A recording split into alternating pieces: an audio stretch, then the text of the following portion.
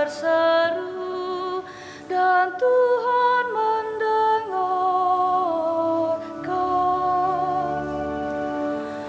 Orang yang tertindas berseru dan Tuhan mendengarkan.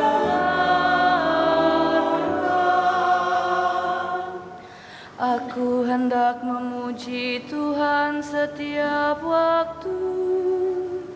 Puji-pujian kepadanya selalu ada di dalam mulutku.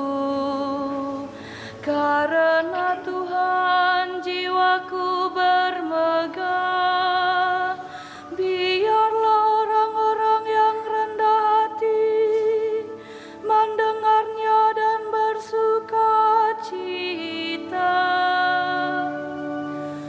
Orang yang tertindas berseru dan Tuhan mendengarkan.